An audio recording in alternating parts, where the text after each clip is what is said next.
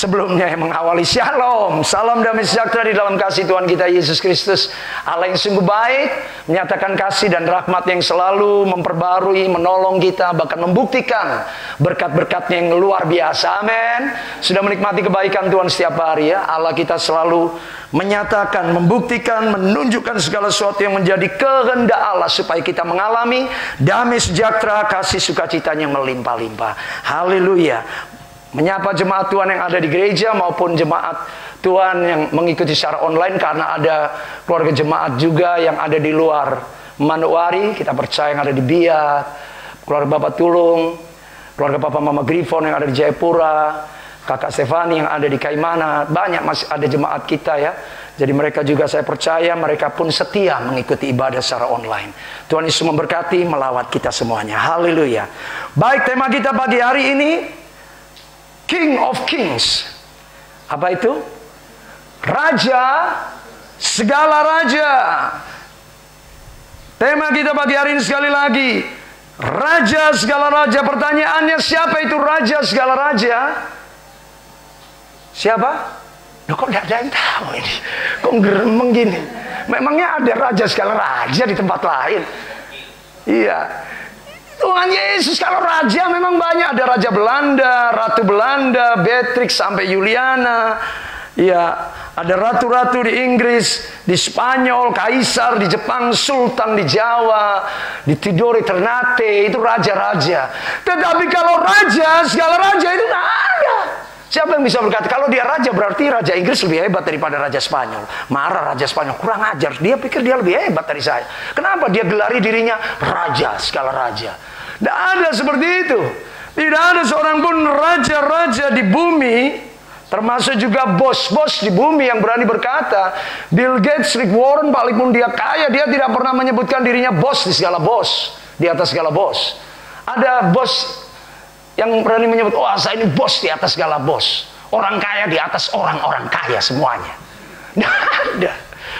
Justru semakin orang kaya di bumi ini semakin kaya, mereka semakin tahu diri. Orang dunia aja semakin tahu diri bahwa di atas langit masih ada. Kayak cerita ilmu-ilmu persilatan itu tuh. Di atas kuntau itu ada yang punya kuntau. Kuntau itu ya tadi IP man gitu lah. Kung Fu Master ya tadi. Ya itu ada orang-orang yang punya kelebihan. Tidak ada seorang pun yang merasa dirinya hebat. Mungkin ada yang menyebut dirinya juara di atas juara. Masih ada dalam perlombaan, ada juara di atas juara. Itu biasanya kelas bebas, kelas diadu, juaranya kelas itu diadu. Siapa pemenangnya? Itu best of the best. Atau ya, juara kelas bebas diadu lagi antar kelas ini untuk menunjukkan siapa yang paling jago. Nah, itu ada juara di atas juara ada, tapi untuk King of Kings, Lord of Lords, Raja segala raja, Tuhan di atas segala Tuhan itu nggak ada. Hanya Tuhan Allah kita yang kita sembah di dalam Kristus Yesus Tuhan, yang memperkenalkan dirinya kepada dunia ini, teristimewa bagi kita umatnya, supaya kita ini bangga punya Allah yang betul-betul berkuasa, punya Allah yang betul-betul berdaulat, punya Allah yang betul-betul tidak dapat dibandingkan, tidak dapat disaingi, tidak dapat ditandingi oleh apapun juga, punya Allah yang mengatasi, menguasai segala sesuatunya. Bukan hanya dia disebut sebagai Tuhan, bukan hanya disebut Allah. Mungkin kepercayaan agama lain juga mengaku Tuhan, mengaku Allah, tetapi ada gelar, ada nama, ada sebutan yang tidak dimiliki oleh Allah Tuhan-Tuhannya dunia ini, yaitu dia menyebutkan dirinya sebagai King of Kings, Raja segala raja, Tuhan di atas segala Tuhan. Allah sedang memperkenalkan kepada dunia. Dunia boleh menyebut dirinya sebagai raja, dunia boleh menyebutkan aku adalah Tuhan, aku adalah ini dan sebagainya. Tapi di atas segala raja, di atas Tuhan yang ada, itu ada Raja segala raja, ada Tuhan di atas segala Tuhan. Artinya segala penguasa, kekuatan, orang-orang kuat di dunia ini, tidak ada yang bisa memegahkan diri apapun juga. Baik orang kuat yang ada di udara, roh-roh jahat di udara, maupun yang memanifestasikannya melalui ego manusia, kesombongan manusia, membangkitkan roh-roh dalam diri manusia yang menganggap dirinya hebat dan luar biasa, sehingga menjadikan dirinya seolah-olah berkuasa dalam apa yang dia punya, dia miliki. Tetapi sesungguhnya tidak ada kekuatan kuasa dunia ini yang dapat dibandingkan Tuhan kita Yesus Kristus, karena dia adalah Raja segala raja, Tuhan di atas segala Tuhan. Allah sedang menyatakan kekuasaan. Engkau boleh menjadi raja, engkau boleh menjadi pejabat, engkau boleh menjadi presiden, engkau boleh menjadi orang nomor 1, tapi engkau tetap harus tunduk kepada raja di atas segala raja. Engkau boleh pemilik segala sesuatu di atas dunia ini. Engkau boleh pemegang segala sesuatu di atas dunia ini. Tapi di atas dunia ini masih ada raja yang memegang, yang mengendalikan, yang menguasai segala sesuatunya. Makanya setiap lutut harus bertelut dan setiap lidah harus mengaku bahwa Yesus Kristus adalah Tuhan. Filipi pasal 2 ayat 11 ayat 9. Kita lagi ada error ya, jaringan LCD kita. Sebab itu tidak bisa ditayangkan, tapi ini baik supaya kita buka Alkitab lagi ya. Filipi pasal yang kedua ayat 9 mengatakan, itulah sebabnya Allah sangat meninggikan dia. Dengan cara bagaimana Allah sangat meninggikan anak Allah, putra Allah yang sudah menggenapi kehendak Allah Bapaknya, mengorbankan dirinya menjadi penebus dosa bagi kita manusia. Itulah dengan cara mengaruniakan kepadanya name above all names, mengaruniakan nama di atas segala nama. Bukan hanya raja segala raja, nama di atas segala nama. Sebab itu gelarnya setelah disebutkan nama di atas segala nama. Nama yang bagaimana? Nama di atas segala nama ini nama yang bagaimana? Itulah raja segala raja. Dia adalah raja. Sekali lagi kita tahu raja itu memiliki kekuasaan di dunia ini. Sampai hari ini banyak negara-negara kerajaan. Di Inggris, di Belanda, Spanyol, Eropa banyak negara-negara kerajaan yang masih mereka agungkan. Itu raja aja begitu dihormati. Lebih-lebih lagi raja, segala raja Tuhan dan Allah kita, yang seharusnya kita ketahui, kita kenali, dan kita agungkan, kita hormati, dan kita muliakan Allah kita. Bagaimana dia menyatakan kekuasaannya, kedaulatannya di atas segala sesuatunya, atas dunia ini dan segala yang dijadikannya. Bagaimana Allah menunjukkan segala kekuasaannya, kekuatannya sebagai raja di atas segala raja, atas segala kuasa yang ada di dunia ini, bahkan atas segala yang dibuat dan dijadikannya. Mari kita lihat sebuah gambaran yang dilihat oleh Rasul Yohanes melalui kitab Wahyu. Wahyu 19. Ada sebuah gambaran tentang our God, our Lord is King of Kings. Tuhan kita, Allah kita adalah raja segala raja. Bagaimana gambaran deskripsi Dia, Allah Tuhan kita Yesus Kristus sebagai raja segala raja. Setelah dalam Filipi 2:9 tadi dikatakan bahwa kepadanya dikaruniakan nama di atas segala nama. Nama yang bagaimana? Itulah King of Kings. Maka pada ayat yang ke-6, kemudian aku mendengar seperti suara, lalu aku mendengar seperti suara himpunan, Wahyu pasal 19 ayat yang ke-6, seperti suara himpunan orang, seperti desau air, seperti deru guru yang hebat. Itu dimulai dengan jingle.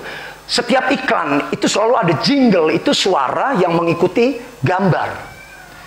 Kalau kita lihat iklan-iklan di TV, nah sekarang iklannya sudah bergerak. Kalau dulu gambar yang tidak bergerak, ada jingle-jingle, semua lah, lihat aja. Untuk pilkada pun ada lagunya kan. Ada lagu untuk bisa membuat masyarakat semakin mengenali siapa ini calon yang akan maju ke depan. Mereka bikin kaset-kaset rekaman untuk memperkenalkan, entah lewat motonya, lewat siapa dia, itu dikenal. Sebenarnya ini sudah merupakan sebuah teori di surga. Lihat, sebelum Allah tampil, Allah memulai dengan sebuah lalu terdengarlah seperti suara himpunan orang banyak. Ada suara yang mengawali seperti diri, maka ada sebuah kemuliaan Allah yang dikatakan kemudian seperti desau air bah, seperti deru guru yang hebat. Katanya haleluya, sebab Tuhan Allah yang Maha Kuasa telah menjadi, He has become King. Dia menjadi raja bagi kita. Diiringi dengan sorak-sorai yang gembira. Bayangkan ini seperti desau air bah, seperti bunyi deru guru yang hebat. Bukan dengar deru guru aja kita langsung takut. Ya, apalagi ini yang hebat. Sebab itu diserukan haleluya. Sebab Tuhan Allah yang Maha Kuasa telah menjadi raja. Bagaimana Allah yang telah menjadi raja itu sehingga dibuat demikian rupa pernyataannya kepada dunia ini dengan suara himpunan orang banyak seperti desau air bah, seperti deru guru. Raja yang bagaimana? Kita lanjutkan pada ayat yang ke-11. Firman Allah, kalau saya lebih suka pakai judul ini adalah King of Kings. Karena di sini menunjukkan gambaran tentang siapa itu Tuhan kita Yesus Kristus sebagai Raja segala Raja. Kalau cuma firman Allah itu hanya pada ayat 13. Ia telah memakai jubah yang dicelup dalam darah, yaitu namanya firman Allah. Padahal ini tidak bicara hal ini. Hal ini menjelaskan pada ayat terakhir, ayat 16. Dan pada jubahnya dan pahanya ada tertulis suatu nama, yaitu King of Kings and Lord of Lords. Pada jubahnya dan pahanya ada tertulis suatu nama, yaitu Raja segala Raja. Jadi dia bukan hanya Raja. Kalau Wahyu 19 ayat 6 dimulai dengan Haleluya, sebab Tuhan Allah kita yang Maha Kuasa telah menjadi Raja. Dia bukan hanya sekedar menjadi Raja, kemudian dibawa lagi untuk kita mengerti nama di atas segala nama. Nama di atas segala nama. Nama yang bagaimana? Itulah Raja segala Raja. Tuhan di atas segala Tuhan. Sebab itu sekali lagi tidak ada kekuasaan di dunia ini yang dapat menandingi kekuasaan Tuhan kita. Wong dia Raja segala Raja kok. Tuhan di atas segala Tuhan. Mau ngomong penguasa apa yang disebutkan di dunia ini? Sebab itu tidak ada segala sesuatu pun yang tidak takluk, yang tidak tunduk. Firman Allah sendiri memberikan sebuah kajian bukti sejak dalam perjanjian lama. Mengapa rusuh bangsa-bangsa? Mazmur pasal yang kedua. Mengapa rusuh bangsa-bangsa? Mengapa suku-suku bangsa perkara-perkara yang sia-sia? Mazmur pasal 2 ayat yang pertama. Raja-raja dunia bersiap-siap, para pembesar bermufakat untuk melawan Tuhan dan Dia yang diurapinya. Lihat ini. Tuhan tahu bahwa dunia ini akan menolak Dia, menolak Allah. Nubuatan Raja Daud ini sudah disampaikan perihal bagaimana anak manusia, yaitu anak Allah Tuhan Yesus Kristus, itulah Mesias, juru selamat dunia ini, harus mengalami penganiayaan. Seluruh pembesar sudah bermufakat untuk melawan Dia. Raja-raja dunia telah bersiap-siap melawan Tuhan dan yang diurapinya. Sekali lagi, Wahyu Yohanes memberitahukan siapa manusia, siapa dunia ini, siapa kuasa penguasa dunia ini. Tidak ada yang tidak tunduk di bawah kuasa Tuhan kita. Sebab gambarannya adalah jelas. Pada ayat yang ke-11 dimulai, lalu aku melihat sorga Wahyu 19 ayat 11. Lalu aku melihat sorga terbuka. Sesungguhnya ada seekor kuda putih yang menungganginya bernama yang setia dan yang benar. Mari kita lihat. Jangan kita ambil secomot-comot. Firman yang diambil somot-somot, kita akan kehilangan gambaran utuh dari kebenaran. Mari kita lihat gambaran secara utuh daripada perikop firman Tuhan dalam Wahyu 19 ayat 11 sampai 16 ini. Lalu aku melihat sorga terbuka, sesungguhnya ada seekor kuda putih dan ia yang menungganginya bernama yang setia dan benar. Ia menghakimi dan berperang dengan adil. Lihat sikapnya, perbuatannya, dari surga ia datang. Dan matanya menyala-nyala bagaikan api. Lihat ekspresinya. Tidak ada sebuah hal yang dimana Tuhan kelihatannya bengong, bingung, tidak tahu apa yang dikerjakannya. Pandangan Allah sendiri memiliki pandangan seperti nyala api. Matanya menyala-nyala seperti api. Dan di atas kepalanya semakin identitasnya jelas. Raja itu harus punya mahkota. King without crowns, he is not king. Raja tanpa mahkota itu bukan raja. Dia punya mahkota, bahkan perhatikan dia, dan di atas kepalanya ada berapa mahkota? Coba baca, ada berapa mahkota? Banyak mahkota. Dunia ini paling mahkotanya berapa sih? Kalaupun koleksi raja-raja itu berapa? 10, 20, 200. Katakan, mahkota apa yang dia bisa buat 200? Jangan-jangan mahkota palsu itu. Tapi kalau mahkota Allah kita jelas, dan di atas kepalanya ada banyak mahkota, dan padanya ada tertulis namanya. Tadi disebut yang setia dan yang benar, dan padanya ada tertulis suatu nama yang tidak diketahui seorang pun kecuali dirinya sendiri. Masih ada nama yang tidak dikenal. Sudah namanya disebut yang setia dan yang benar, kemudian disebutkan lagi nama yang tidak dikenal. Ini loh Raja segala raja, nama yang mengatasi segala sesuatunya itu. Bahkan kemudian dikatakan ia memakai jubah yang telah ada jubah. Raja itu ada crown, ada mahkota, dan ada jubah. Dan ia telah memakai jubah yang telah dicelup dalam darah, namanya firman Allah. Dan semua pasukan yang di surga mengikuti punya pasukan. Raja itu harus punya mahkota, punya jubah, dan punya pasukan. Kalau bukan demikian, itu bukan raja. Loh, pasukannya mana? Saya tidak perlu pasukan. Tidak mungkin demikian. Raja, presiden aja punya ajudan, punya pengawal pribadi. Apalagi raja pada zaman-zaman kerajaan. Lebih-lebih lagi raja, segala raja kita jelas. Semua pasukannya dari mana? Dari surga mengikuti dia. Mereka menunggangi kuda putih. Same horse. Kuda yang sama, kuda putih. Bukan warna yang lainnya. Kuda putih. Sesungguhnya ada seekor kuda putih dan ia yang menungganginya. Bernama yang setia dan yang benar. Kemudian dikatakan mereka menunggangi kuda putih. Iya. Dan memakai lenan halus yang berkilau-kilauan.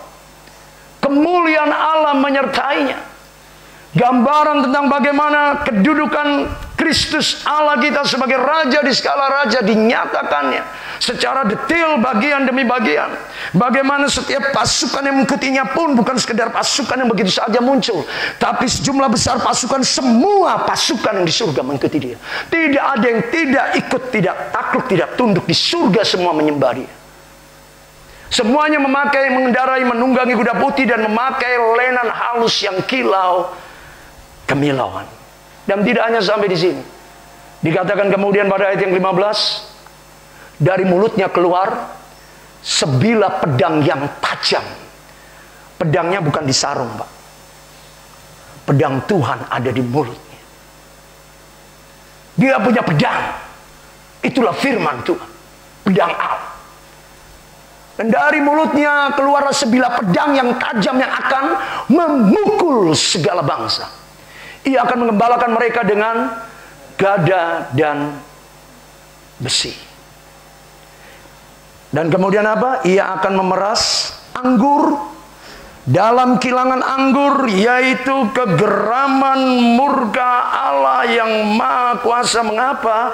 Karena dia adalah raja segala raja, Tuhan di atas segala Tuhan. Sebab dia adalah pemilik atas segala sesuatu yang dijadikannya. Dunia ini adalah milik Tuhan, dunia ini adalah milik Allah. Allah mau memiliki, Allah mau mengambil lagi segala kepunyaannya. Dunia telah mencoba menjadi tuan-tuan atas dunia ini. Dunia mencoba menjadi raja-raja atas dunia ini, menjadi penguasa-penguasa atas dunia ini. Tapi pada akhirnya segala kekuasaan, penguasa, pemerintahan di dunia harus memberikan segala kuasa kepada Yesus Kristus Tuhan kita. Sebab dia adalah raja segala raja. Tidak ada seorang pun yang tidak tunduk kepada Allah dan Tuhan kita Yesus Kristus. Sebab segala kekuasaan harus tunduk menyembah kepadanya. Sebab itu Mazmur 2 ayat 10 berbicara dengan jelas. Biarlah raja-raja bertindak bijaksana dan para hakim bumi menerima pengajaran. Ketika di awal tadi bicara tentang mengapa rusuh bangsa-bangsa, mengapa suku-suku bangsa mereka perkara yang sia-sia, raja-raja dunia bersiap-siap dan para pembesar bermufakat untuk melawan Tuhan. Maka ayat di 10 Mazmur pasal 2 dilanjutkan, biarlah raja-raja bertindak bijaksana. Hati-hati, kalau engkau tidak bersikap bijaksana, tidak seturut kehendak Allah, Allah sendiri akan bertindak. Dan biarlah segenap hakim menerima pengajaran. Engkau tidak bisa memutuskan segala sesuatu menurut kekuatan pikiranmu sendiri. Kalau ada hakim-hakim dunia bertindak menurut pikirannya sendiri, maka mereka akan berhadapan dengan takhta pengadilan Allah. Allah sudah memberitahukan hal itu. Malah ayat 11 dikatakan Mazmur 2 ayat 11, beribadahlah kepada Allah dengan takut dan gentar, dan ciumlah kakinya dengan gemetar. Siapa yang disuruh beribadah dan mencium? Raja aja disuruh beribadah. Hakim-hakim dunia harus beribadah kepada Tuhan, menyembah Tuhan. Kalau tidak, Allah sendiri yang berkata, dan dari mulutnya akan keluar sebilah pedang yang tajam. Ia akan memukul segala bangsa. Ia akan mengembalakan mereka bukan dengan rotan, Bapak Ibu, bukan dengan cemeti, bukan dengan tongkat biasa, gada dan besi.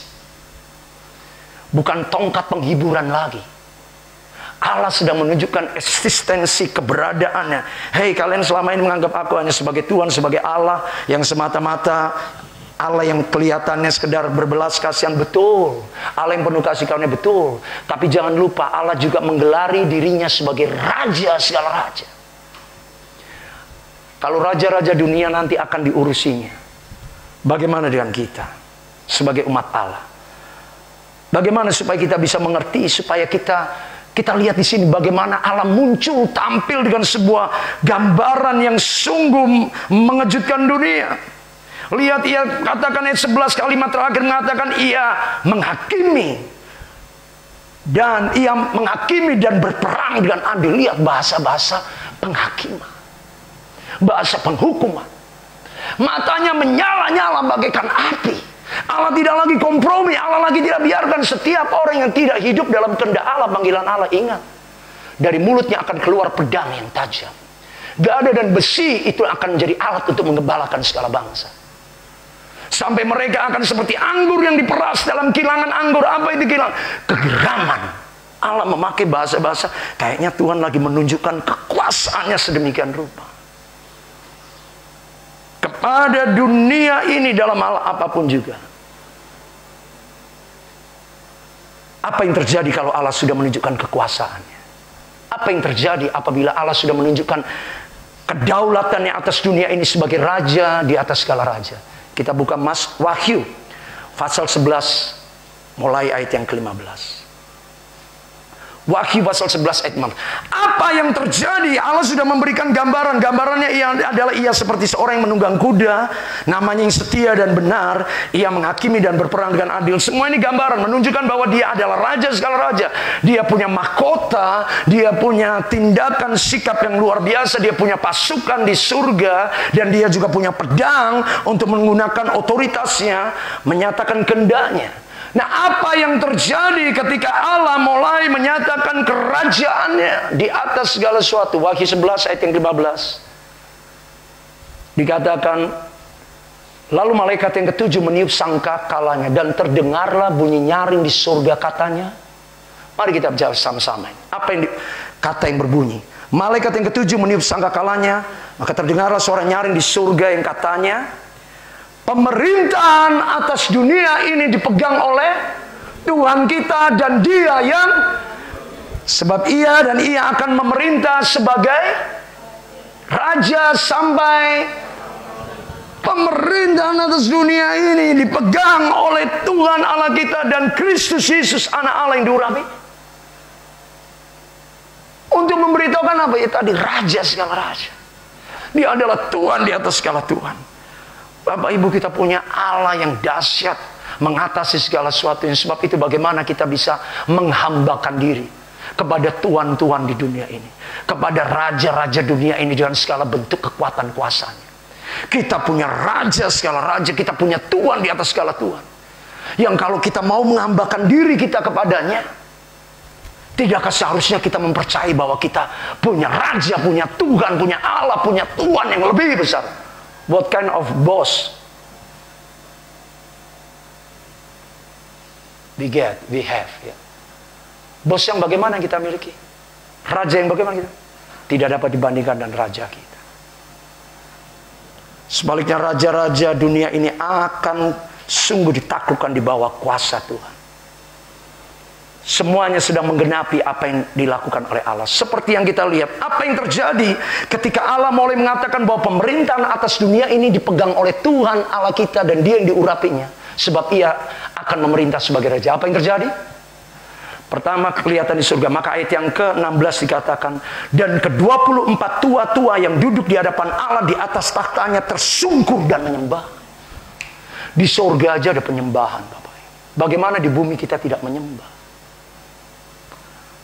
Di surga itu ada penyembahan ketika kita tahu bahwa Tuhan kita adalah raja segala raja, Allah mengatasi segala hal. Keadaan bagaimana yang sedang kita alami dalam kehidupan kita sehingga membuat kita saya tidak mau menyembah Tuhan. Kenapa? Kita membuat segala alasan, siapa kita? Surga aja 24 tua-tua itu adalah semua orang yang ada di dalam majelis kerajaan Allah yang luar biasa 24. Itu semuanya yang duduk di hadapan Allah di atas takhtanya tersungkur. Bukan hanya berlutut, tersungkur itu sampai terjatuh. Menyembah. Inilah yang terjadi ketika pemerintahan kerajaan Allah dinyatakan di bumi. Maka segala sesuatu harus menyembah Tuhan. Lebih-lebih lagi kita sebagai umat Allah. Kita seharusnya menyembah Tuhan. Kita harusnya memuliakan Tuhan, tidak pandang bulu. Mungkin kita ada sesuatu hal yang buat kita mengalami masalah, kesulitan. Mungkin kita ditegur pimpinan kita, bos kita di dunia ini. Tapi kita punya bos di atas segala bos yang harus tetap kita muliakan. Harus kita sembah, amin. Ini tidak boleh membuat kita dengan alasan apapun. Coba kalau kita dengan bos dunia aja, kita tidak mau kelihatan tidak baik muka kita di depan. Kita berusaha untuk muka kita baik. Tidak mau kita menunjukkan hal yang jelek. Kita berusaha menyenangkan, apalagi di atas bos, di atas segala bos. Raja di atas segala raja, bagaimana seharusnya kita ini menyembah? Kalau surga sendiri penuh dengan penyembahan, bagaimana seharusnya kita di bumi sebagai umat Allah yang telah ditebus, diselamatkan? Di surga sudah tidak butuh keselamatan. Surga penuh kemuliaan Tuhan. Kita di bumi ini yang butuh keselamatan. Kita yang sudah diselamatkan, bagaimana kita menyatakan sukacita yang besar seperti yang sudah kita pelajari bersama-sama. Sukacita karena keselamatan loh. Bukan karena kita dapat duit banyak, kita dapat job yang banyak, pekerjaan yang banyak, proyek yang banyak. Bukan. Kita punya keselamatan. Karena kita mengenal siapa raja kita. Sebab itu sekalipun kita mungkin tidak ada pekerjaan, uang kita sudah mulai pas-pasan, hal ini tidak membatasi kita. Untuk kita tetap berkata, Engkau tetap raja kami. Engkau tetap Allah, raja segala raja yang harus kami sembah. Tidak peduli alasannya bagaimana, sebab Tuhan itu raja segala raja. Mengatasi segala artinya dia menjadi raja dalam diri kita. Kalau seringkali kita berkata, hidupkan hidup saya, terserah saya mau bikin apa. Hei, ingat, dalam hidupmu ada raja segala raja. Atas kekuasaanmu dalam dirimu ada raja yang memiliki kekuasaan dalam hidupmu. Orang nafas ini dikasih Tuhan kok. Kita bisa kedip dua-dua aja. Bayangkan kalau kedipnya gantian kiri kanan. Capek kan? Lo mikir nggak sederhana, coba kedipnya. Mata nggak bisa melihat yang sempurna apa yang kita. Aduh, saya lihat nih. Kenapa loh? Soalnya kedipnya gantian. Coba bayangkan. Sepele saja. Coba mata kita kedipnya gantian. Sudah mengganggu cara kita untuk fokus melihat sesuatu. Mau lihat gini sudah ketutup dulu. Karena sini sudah nutup. Ini mau lihat tadi sudah ketutup. Gantian bro. Memangnya kamu aja yang harus lihat. Aku juga mau lihat. Coba kalau inilah menjadi sebuah bukti tanda. Kamu tidak punya kekuasaan atas tubuhmu loh. Dia adalah raja segala raja. Engkau berkata, I am the owner of my life. Saya adalah pemilik hidup saya. Saya punya nafas, saya berpikir, saya punya otak, saya punya bakat, saya punya keahlian. Apa yang saya mau capai, terserah saya dong. Tapi jangan lupa, dia adalah raja segala raja. Di dalam hidupmu, di atas hidupmu ada hidup yang menghidupi kamu. Di dalam hidupmu, di atas hidupmu ada kehidupan yang dari Allah. Yang mengatur setiap nafas, setiap detak jantung. Pernah nggak kita ini meriksa berapa kali jantung kita yang berdetak? Pernah enggak kerja kita itu kayak robot? Kayak remote. Ini kan remote ini. Mati, hidup, mau setengah jam, 1 jam, mau sampai rusak, terserah saya. Di remote tek mati. Coba kalau sistem jantung kita seperti itu. Artinya kita perintah, jantung sama engkau sekarang ini bernafas. Kita lupa ngasih perintah jantung. Tiba-tiba kita ketiduran. Siapa yang ngasih perintah jantung kita? Jantung lu, siapa yang ngasih perintah tidur? Kenapa jantung tetap bekerja walaupun kita tidur? Ada di dalam hidup kita, di atas hidup kita ada yang memberi kehidupan. Itulah raja segala raja. Bagaimana kita bisa tidak menyadari, melupakan? Artinya bagaimana kita tidak bisa menyembah Tuhan? Tidak mencari Tuhan dengan alasan apapun. Saya bingung dan orang-orang tidak mencari Tuhan. Apalagi dalam kesulitan, susah, persoalan. Cari Tuhan. Siapa yang bisa memberi solusi? Penyembahan itu Bapak Ibu, itu bicara pengakuan. Engkau tidak akan menyembah seseorang kalau engkau tidak mengakui dia sebagai orang yang harus kamu sembah. Betul enggak? Ngapain saya sembah dia? Saya tidak mengakui dia sembahnya siapa? Ketika engkau lebih-lebih lagi, ketika engkau menyembah, apalagi ini Tuhan, engkau sedang mengakui ketuhanan Kristus dalam dirimu. Dengan kata lain, kalau engkau tidak menyembah Tuhan Yesus dalam segala waktu, berarti engkau tidak mengakui Tuhan dalam hidupmu. Hati-hati. Engkau tidak mengakui Tuhan dalam hidupmu. Kenapa saya tidak mau menyembah? Berarti engkau tidak mengakui Tuhan. Berarti Tuhan tidak ada kendali atas hidupmu. Artinya engkau mau hidup semau sendiri. Apa terserah. Ya akhirnya Tuhan biarkan, serahkan menurut keinginan kita. Baru setelah kita kepada jalan yang kita pikir lurus, kita pikir, wah aku pasti berhasil, aku pasti beruntung. Nggak tahu ujungnya maut, Pak. Amsal 14 ayat 12. Ada jalan yang disangka orang lurus, tapi ujungnya adalah maut. Allah membiarkan kita berjalan menurut keinginan kita, tapi nggak bisa. Menyembah. Ya. Itu berarti kita menyadari diri kita ini siapa. Kita ini orang berdosa yang diselamatkan. Kita ini orang yang seharusnya dihukum oleh Tuhan. Bukti penghukuman Tuhan seharusnya sudah nyata. Kemarin seharusnya kita mungkin sudah mati karena penyakit, karena kecelakaan, karena musibah. Mungkin kita sudah jatuh miskin oleh sebuah masalah yang kita tidak tahu bagaimana kita menyelesaikannya. Kemudian hancur-hancuran. Kita bisa melewati keadaan, bahkan kemudian kita bangkit, bahkan semakin kuat. Dan kemudian kita memiliki harapan yang membuat kita memiliki kepastian dalam menata hari. Itu karena siapa yang melakukannya? Tuhan. Seringkali kita tidak menyadari dari mana kita datang dan kita berasal. Kata perumpamaan, jangan sampai kita lupa kacang pada kulitnya. Kita harus tetap menyembah. Itu berarti kita sadar siapa saya, siapa diri saya. Sampai hari ini saya ada. Siapa yang membuat semuanya indah? Sebab itu saya harus menyembah Tuhan. Saya sudah mengakuinya karena saya sadar sepenuhnya bahwa Tuhan itu adalah Allah yang memiliki hidup saya segala-galanya. Makanya surga 24 tua-tua itu langsung tersungkur. Sebab dia adalah Raja segala raja. Bagaimana kita sebagai orang-orang di bumi yang masih bergumul dengan dosa, masih bergumul dengan daging dan keinginan pikiran kita yang masih harus diingatkan, disadarkan betapa kita harus bergumul dengan keadaan kita manusia. Bagaimana kita bisa abaikan Tuhan? Saya tidak mau menyembah, saya tidak mau beribadah, saya tidak mau. Apa yang kita mau cari? Ya, apa yang kita mau cari di dunia? Kita tidak sadar siapa diri kita. Semakin kita andalkan diri kita, kekuatan kita, ya kita akan tanggung akibatnya. Karena firman Allah berkata, terkutuklah orang yang mengandalkan manusia. Be careful. Terkutuklah orang yang mengandalkan kekuatannya sendiri, yang hatinya menjauh daripada Tuhan. Kau mau mengandalkan dirimu? Ada ayatnya loh. Yeremia 17 ayat 5. Terkutuk, terkutuk, terkutuk. Makanya dunia boleh kaya, kemudian tiba-tiba habis karena dia sakit, masuk rumah sakit, habis uangnya. Kalaupun dia kaya, kemudian dia meninggal, anaknya baku hantam, merebutan dan sebagainya, habis juga. Mau sampai keturunan keberapa harta itu bisa dinikmati? Mau sampai keturunan berapa? Kalau musibah terjadi, bencana alam terjadi, habis juga semua itu. Apa yang terjadi?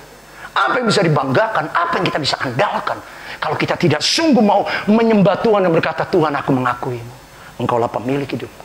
Aku sadar akan segala keberadaanku sebagai manusia. Aku orang berdosa. Kalau aku bisa mengenal Engkau sebagai pemilik hidupku, sebagai penebusku, Tuhan itu kasih karunia Allah. Di tengah aku bisa aja memilih aku lebih baik mengikuti dunia. Toh tidak ada orang yang melarang aku. Tapi ada sepasang mata di surga. Raja segala raja.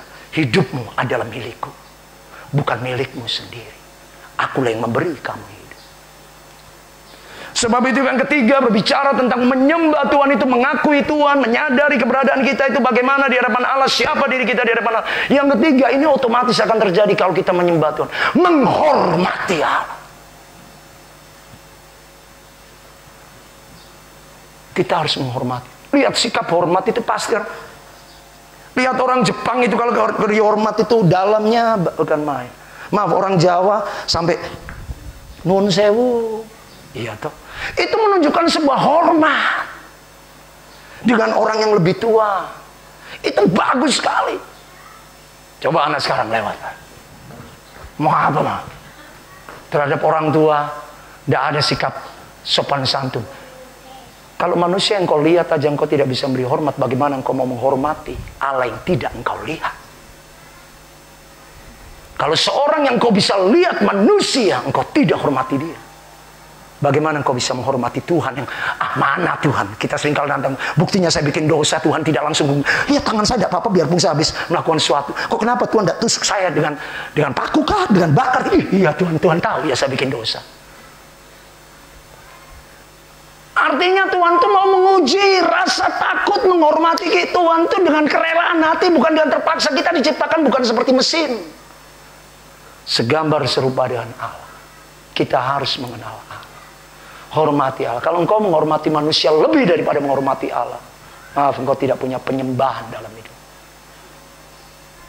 Orang yang lebih menghormati manusia daripada menghormati ini. Tapi engkau tidak menghormati Allah, maafkan saya, engkau tidak punya worship dalam hati. Engkau tidak tahu siapa yang engkau sembah. Engkau lebih menghormati manusia, tapi engkau bagaimana engkau harus menyembah Tuhan? Engkau lupakan dari mana hidup ini. Jemaat bersih. Ketika pemerintahan atas dunia dipegang oleh Tuhan kita. Jemaat, kita harusnya lebih tahu sekarang. Kita lihat dunia apa yang bisa dibikin dunia hari-hari ini. Semua orang kan sibuk dengan masalah yang sama. Peristiwa tahun 2020. Lihat masih bingung. Bagaimana sekarang menghadapi sebuah kondisi yang ada yang mau terima dan ada yang tidak mau terima. Ini sebuah kenyataan. Ini akan bikin kacau lagi.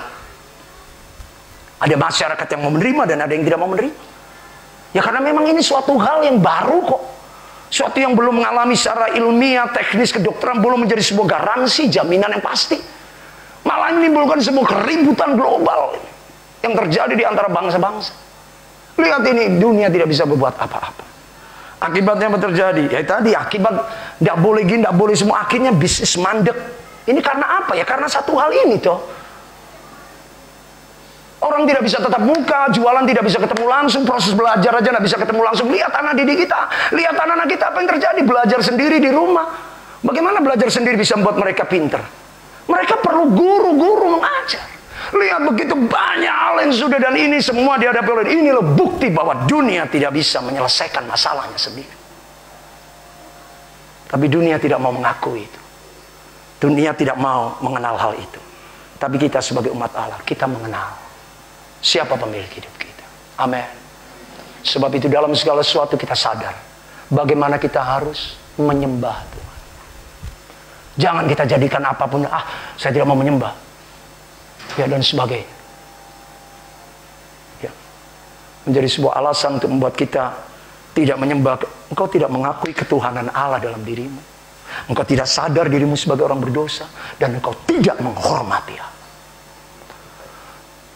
Bapak Ibu, kita mengangkat tangan ini bukan menghormati sebuah ibadah, bukan. Kita ini sedang menghormati Tuhan, bukan karena WL-nya worship leader, pemimpin pujian Maria, bukan. Kita sedang belajar menghormati Tuhan. Hormati Tuhan Yesus, puji Immanuel, Allahku, Tuhanku, bintang fajar. Di dalam kekekalan ku puji Dia, ku bersama Dia selamalah. Hormat bagi Allah Bapa, hormat bagi Anak Daud, hormat bagi Roh Penghibur, ketiganya yang haleluya, haleluya, haleluya, ketiganya yang. Ini kita diajar menghormati, bukan nyanyi, suruh nyanyi. Ini kita ini belajar menghormati, nanti ketemu di surga. Loh, tidak kenal lu siapa lu? Ini bos di atas segala bos. Kenapa tidak biasa menghormati di bumi? Oh, saya tidak tahu, memangnya kayak model bos dunia, kamu tidak tahu. Tuhan kita penuh kemuliaan, kenapa ya tadi? Apa yang kita tidak tahu? Karena kita tidak punya kemuliaan yang sama seperti Bapa kita di surga. Kenapa? Karena kita tidak pernah belajar untuk menyembah sehingga kita mengenal siapa Allah kita. Dia adalah Raja segala raja. Amin. Selanjutnya apa yang terjadi? Pada ayat yang 17 sambil berkata, inilah ucapan syukur penyembahannya. Wahyu 11 ayat yang ke 17. Sambil berkata, kami mengucap syukur kepadamu ya Tuhan Allah yang maha kuasa, yang ada dan yang dialah Allah Alfa dan Omega, yang telah memangku dengan kuasamu yang besar dan telah mulai memerintah sebagai Raja. Ini masih konteks penyembahan. Ayat 16-17 masih konteks penyembahan. Yang kedua itu bicara tentang apa yang terjadi kalau Allah mulai menyatakan dirinya sebagai Raja segala Raja. Maka ayat 18 itu dinyatakan, semua bangsa telah marah. Aneh. Lihat. Semua bangsa telah marah. Semua bangsa marah. Tetapi amarahmu telah datang dan saat bagi orang-orang mati untuk dihakimi. Ayat 18.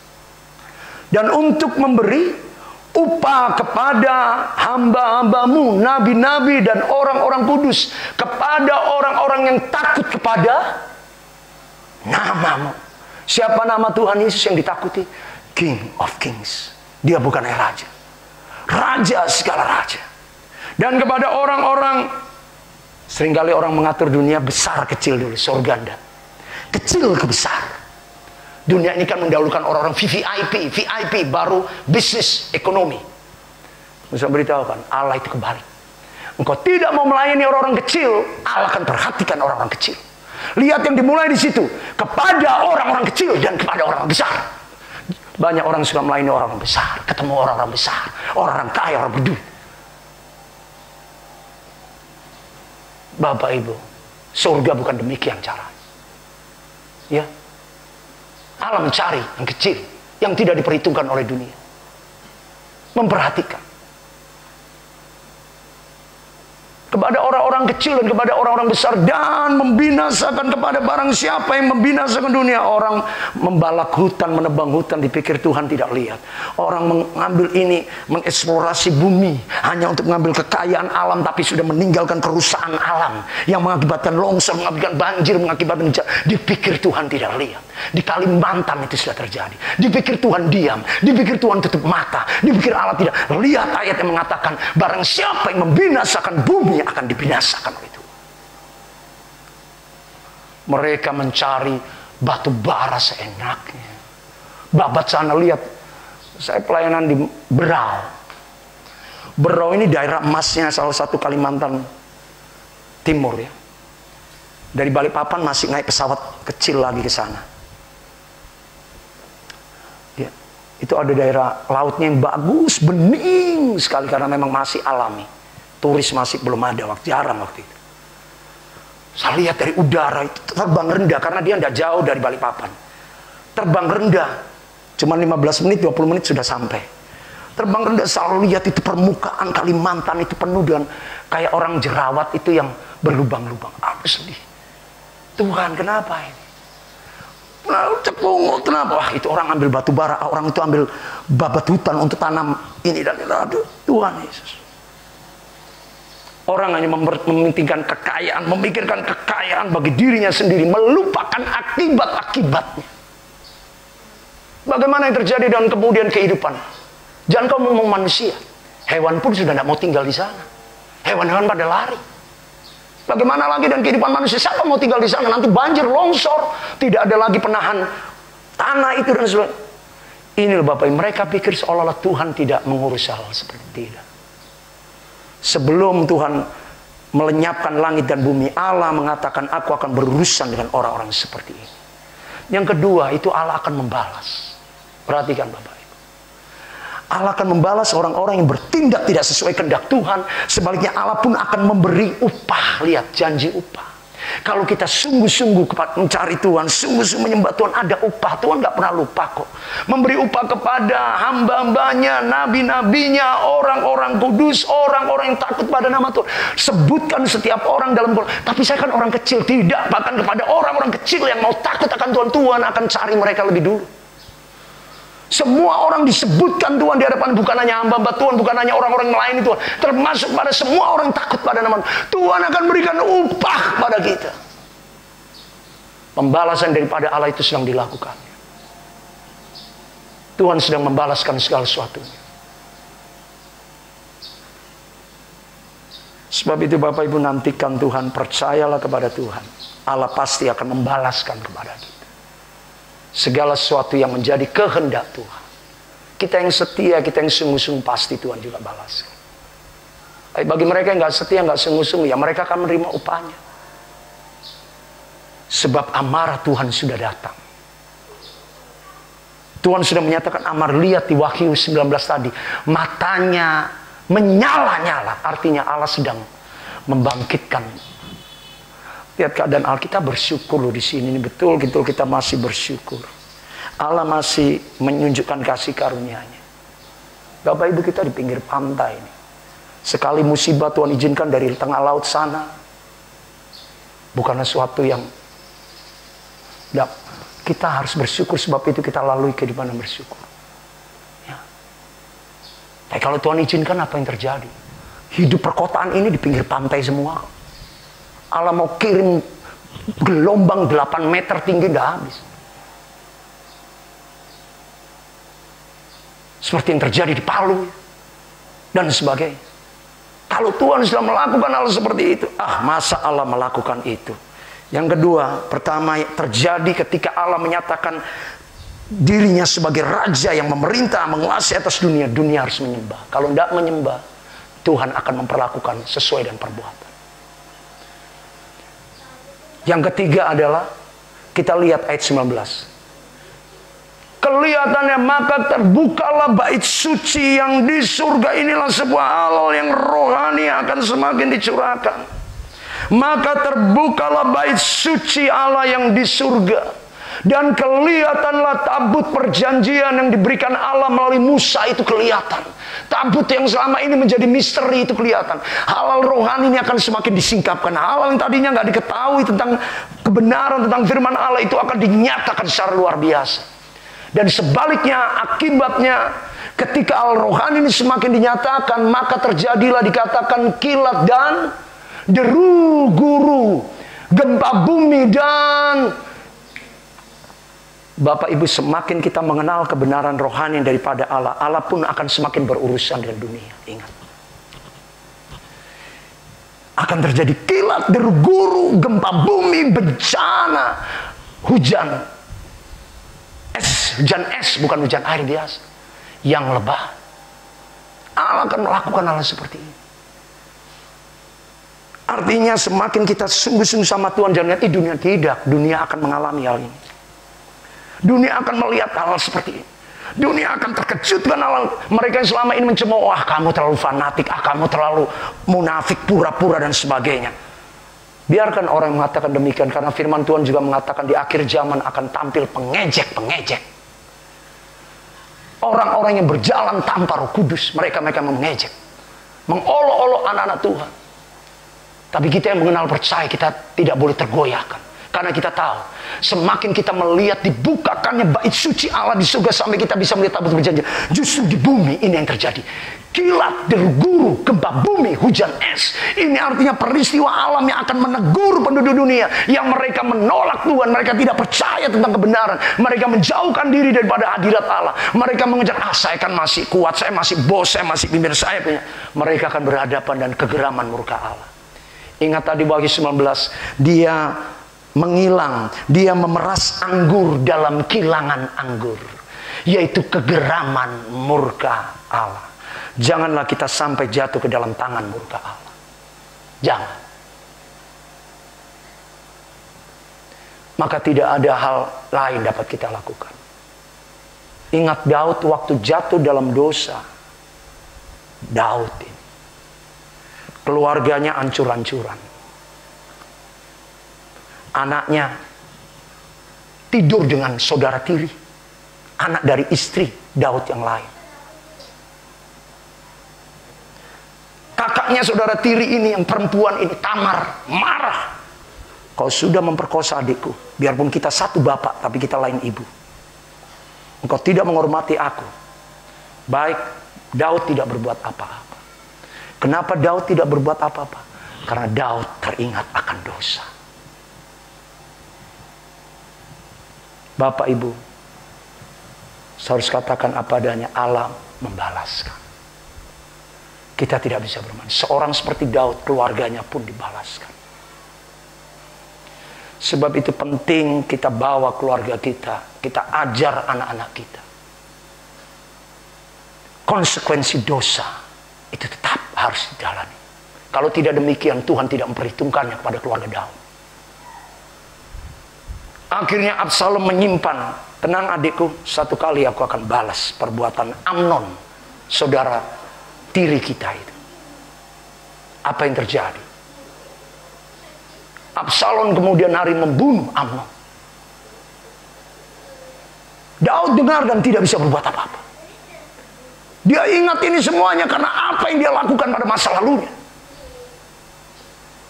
Dan tidak berhenti sampai situ. Setelah Absalom memenggal kepala Amnon, bukan Absalom sendiri, anak buahnya.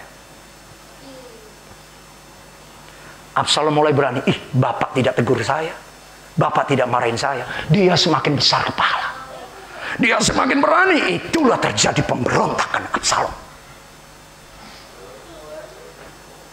Dosa, Bapak Ibu. Bapak Ibu pikir kita berbuat dosa? Saya percaya tentang pengampunan. Tapi kalau kita sudah diampuni, lebih lagi kita hidup dalam masa anugerah yang lebih besar daripada Daud.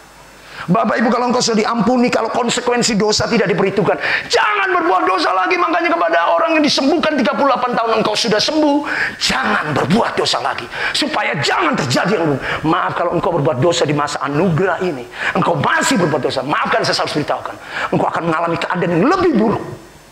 Hati-hati, hati-hati, saya harus beritahukan. Daud itu hidup sebelum Tuhan Yesus datang. Kasih karunia Allah belum terjadi, sudah diperhitungkan kesalahannya. Lebih-lebih lagi kita yang hidup sesudah Tuhan Yesus 2000 tahun yang lalu. Tuhan sudah mati di kayu salib untuk mengampun dosa. Kita masih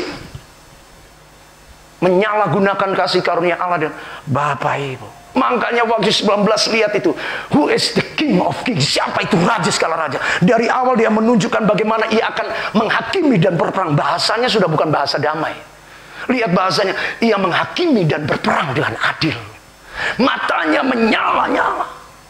Pada lidahnya ada sebilah pedang yang tajam. Tuhan itu Tuhan yang membalaskan. Ingat, makanya kita dikatakan Tuhan jangan menghakimi, jangan membalas. Pembalasan itu dari Tuhan. Kalau pembalasan sudah turun dari tangan Tuhan, ngeri. Kalau Tuhan sudah turun tangan. Yang terakhir tentang bagaimana dia menjadi raja di bumi secara nyata. Kisah apa lagi yang bisa kita sebutkan tentang bagaimana Allah menunjukkan dia sudah menjadi raja di bumi? Dua kisah terakhir tentang orang Majus. Apa yang menyebabkan orang Majus itu datang menyembah? Karena dia adalah raja. Mereka belum mengenal ini, bayi ini adalah Tuhan. Enggak, mereka mengenali raja. Lihat, kebenaran DNA Tuhan sebagai raja sudah dinyatakannya. Bertanya-tanyalah orang Majus itu dan berkata, Matius pasal 2 ayat 2, di manakah raja orang Yahudi? Bukan dikatakan di manakah Tuhan Allah orang Israel, bukan. Mungkin kalau mereka mengatakan Tuhan Allah, mereka tidak akan. Kenapa? Karena mereka berkata kami punya Tuhan Allah sendiri. Tapi tentang raja, segala raja, saya percaya konsep yang dimiliki oleh orang Majus ini berbeda. Mereka pasti punya raja juga. Tapi mereka kaget, ini bukan raja seperti raja mereka. Ini raja segala raja. Makanya mereka beranggap, di manakah dia raja orang Yahudi? Lihat, kebenaran Kristus sebagai raja itu sudah dinyatakan di bumi ini. Sejak dari awal. Sampai orang-orang Majus dari luar, orang Israel sendiri datang mencari menyembah dia. Karena dia adalah raja segala raja. Yang terakhir, tokoh yang sangat terkenal. Pada akhirnya dia mengakui Kristus adalah raja. Yaitu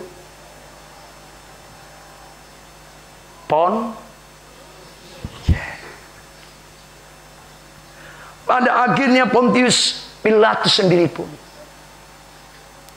Ayatnya segampang sekali. Yohanes 19 ayat 19. 19. Dan Pontius menyuruh memasang tulisan ini di atas kayu salib. Apa itu tulisan di atas kayu salib? Apa? Iya. Ya, secara umum apa yang kita INRI. Iya. Yang diterjemahkan dalam bahasa Indonesianya, Yesus Kristus orang Nazaret, raja orang. Pontius mulai memberikan sebuah pengakuan. Pontius Pilatus orang Romawi. Penguasa Yehuda pada waktu itu, kerajaan Israel pada waktu itu yang diatur oleh pemerintah, mulai mengakui dia bukan sekedar nabi, dia bukan sekedar seorang yang bisa mengadakan mujizat, bahkan dia bukan lagi sekedar sebagai Tuhan Allah. Saya melihat dia raja. Dia raja segala raja, penyataan ini Allah berikan. Sampai kemudian dikatakan selanjutnya pada ayat yang ke-20, banyak orang Yahudi yang membacanya karena sebab tempat di mana Tuhan Yesus disalibkan itu dekat kota. Ingat kejadian-kejadian luar biasa yang Tuhan lakukan itu di dekat kota. Untuk menjadi peringatan sebagai orang-orang di kota yang suka hidup dengan hal duniawi, gambaran rohani sekarang beritahukan. Orang-orang di kota, Allah sudah memberikan tanda bahwa kita harus mencari itu. Kemudian apa yang dikatakan setelah itu? Karena tulisan itu ditulis, karena kata-kata itu ditulis dalam 3 bahasa, yaitu bahasa Ibrani. Itu bahasa Ibrani adalah bahasanya orang Israel, Yahudi. Yang kedua adalah bahasa Latin. Bahasa Latin bahasa Romawi. Romawi ini bahasa Latin. Kemudian bahasa Yunani, ini Helenisme budaya. Bahasa Yunani, Alkitab kita ini ditulis bahasa Yunani. Ini bahasa-bahasa yang sangat dikenal oleh masyarakat pada waktu. Makanya orang Romawi bisa lihat, oh ini raja orangnya. Makanya orang Yunani yang menguasai dunia sejak zaman Alexander Agung, Alexander the Great, atau yang dalam bahasa Indonesianya Iskandar Agung. Iskandar Agung itu adalah Alexander the Great. Itu adalah orang Makedonia, orang Eropa. Bukan orang Arab ya. Kalau pakai kata Iskandar seolah-olah ini bukan orang Arab, itu adalah orang Eropa. Makanya di Mesir ada nama yang disebut, nama kotanya adalah Alexandria. Dari nama Alexander the Great. Sejak zaman Alexander the Great, bagaimana Allah sudah menyatakan kekuasaannya, bahwa lihat orang-orang Yunani pun akhirnya melihat, oh ini raja orang Yahudi. Seorang pemimpin Romawi yang mengalahkan Yunani pun akhirnya Pontius Pilatus mewakili kekaisaran Romawi. Dengan kata lain, kami mengakui engkau adalah raja. Padahal untuk mengakui raja seorang Yahudi, itu berarti mengakui terhadap suatu pemberontak. Oh, apakah engkau mau memberontak terhadap kaisar? Makanya Pontius Pilatus tidak bisa membela Tuhan Yesus dari penyalipan.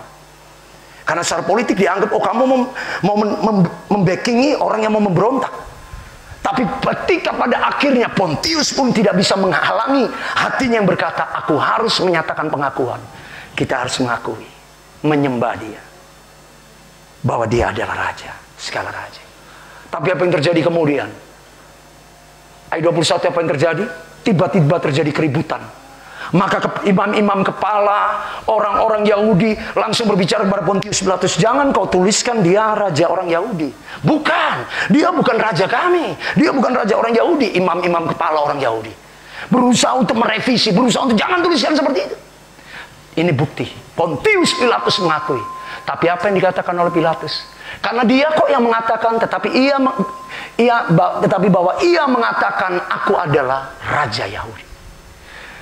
Imam-imam kepala berusaha membelokkan, tapi apa kata Tuhan Yesus?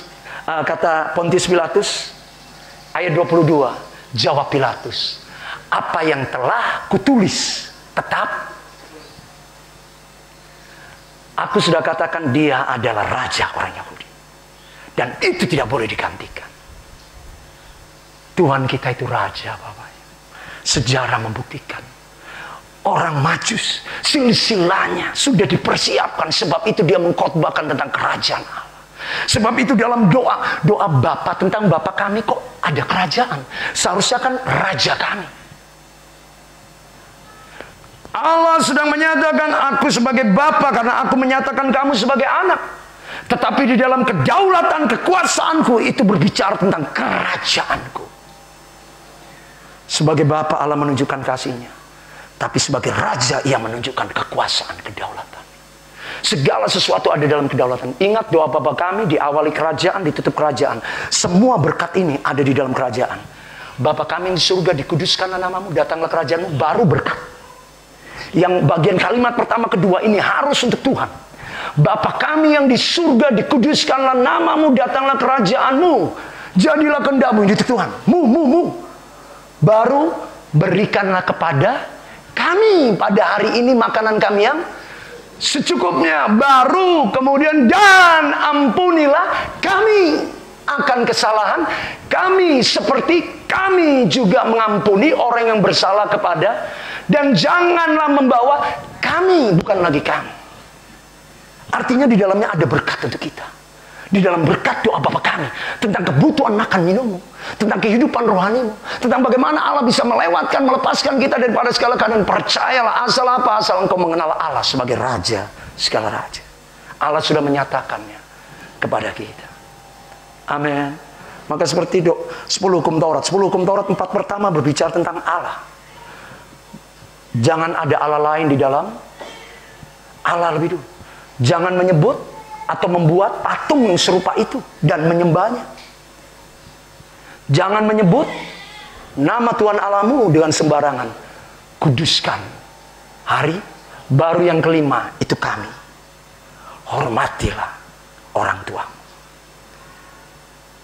Jangan membunuh, jangan mencuri, jangan berzina, jangan bersaksi dusta, jangan mengingini barang milik. Baru itu kami. Bapa kami sudah menyatakan kerajaannya di dalam kita. Amin. Mari kita menyembah Tuhan. Tinggallah di dalam kerajaannya. Sebenarnya segala berkat itu sudah diatur oleh Tuhan. Dipersiapkan. Allah memberi upah. Asal kita sungguh menghormati Allah. Menyembah. Mengakui. Menyadari siapa diri kita. Hormati Tuhan. Semuanya itu sudah disediakan Allah bagi kita. Amin. Mari kita berdoa. Haleluya. Mungkin hari ini engkau ada bekerja pada sebuah bos, pada sebuah tuan. Kita dapat melihat, mungkin saat ini engkau sedang mengabdi pada sebuah instansi. Engkau punya pimpinan. Tapi di atas segala pimpinan itu adalah Tuhan kita Yesus Kristus. Sebab itu kita harus semakin menyembah Dia. Semakin kita memuliakan Allah. Mari tempatkan Tuhan yang terutama dalam hidupmu. Allah berkata, aku akan memberi upah kepada hamba-hambaku, nabi-nabi, orang-orang kudus, kepada semua orang yang takut kepada nama Tuhan Yesus. Namanya sebagai Raja segala Raja. Dan kepada orang-orang kecil dan orang-orang besar. Tetapi bagi mereka yang tidak menyembah Tuhan, mereka yang tidak mau mengakui kekuasaan Tuhan, mereka yang tidak menyadari, melupakan keberadaannya sebagai manusia yang berdosa, yang oleh anugerah Allah diselamatkan sehingga tidak menghormati Tuhan. Dunia ini menolak Kristus. Sebab itu dunia ini penuh dengan kecongkakan, kesombongan yang disebut dengan segala kekuatan manusia. Mereka menyebut dirinya Tuhan atas diri mereka, atas setiap kehidupan. Sebab itu mereka tidak pernah mengenal Tuhan di atas segala Tuhan. Tapi kita sebagai hamba dari Raja segala Raja, Tuhan segala Tuhan, yaitu Tuhan kita Yesus Kristus. Marilah umat Allah, jangan biarkan dunia ini menjauhkan kita sedikit pun juga daripada hadirat Allah yang selalu menarik kita untuk menyembah Dia. Sebab Dia Allah yang harus dihormati, Allah yang harus menerima pujian. Karena kekuasaannya, kekuatannya, kemuliaannya.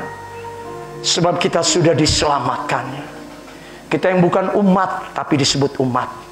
Kita yang bukan Israel secara daging, tapi telah menjadi Israel rohani. Karena kita menerima Yesus Kristus adalah Tuhan dan Juru Selamat semua manusia. Kita yang tadinya tidak menerima belas kasihan, seharusnya mati, binasa dihukum. Saya seharusnya mati. Tapi oleh kasih karunia Tuhan, kita semuanya telah diselamatkannya. Bahkan kita diangkatnya menjadi anak Allah. Kita menjadi anak-anak Raja Allah. Sebab itu kita hidup dalam janji-janji kerajaan Allah. Kekuasaan, kedaulatan kerajaan. Bagaimana kita bisa meragukan apa yang disediakan Allah? Berkat yang secukupnya disediakan bagi kita. Untuk segala sesuatu. Untuk apapun juga. Makan, minum, kebutuhan, hal-hal yang kita perlu, Allah tahu. Segala sesuatunya. Bahkan kelemahan kita, di saat kita pun bisa tersakiti, terluka, tertolak, kepahitan, timbul kemarahan, Allah pun memberikan kekuatan rohani untuk kita bisa mengampuni, memaafkan, melupakan apa yang diperbuat orang, bahkan memberkati. seperti Bapa sudah mengampuni kami. Sampai Allah sendiri dan berkat rohaninya sanggup meluputkan, melepaskan kita daripada segala yang jahat.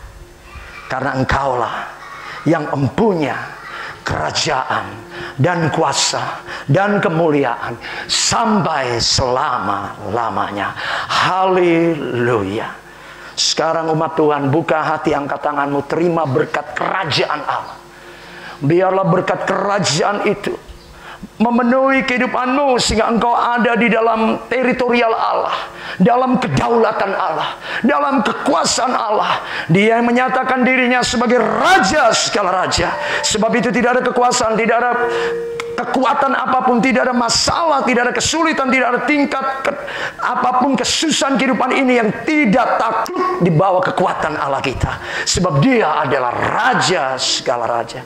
Melalui berkat dalam kerajaan Allah yang luar biasa di surga, demikian di bumi, dinyatakan oleh Tuhan Allah kita yang kita kenal di dalam Allah Bapa, Allah Anak, Allah Roh Kudus, nama di atas segala nama, Tuhan kita Yesus Kristus, yang melawat kita, memperhatikan kita, mengawasi kita dengan kasih-Nya, setianya, rahmat yang selalu baru, melimpahkan segala berkat yang dari surga, memenuhi hidupmu, keluargamu, harapanmu, kerinduanmu, pekerjaanmu, usahamu, jerih lelahmu. Tidak ada yang sia-sia, tidak ada yang gagal, tidak ada yang sial. Sebab Tuhan itulah keberuntunganmu, Tuhan itulah penolongmu, Tuhan itu Yesus Kristus, Raja segala raja. Itulah keselamatan kita, memagari, menyertai, menaungi hidup kita bersama keluarga kita, anak, bahkan sampai ke keturunan kita selanjutnya.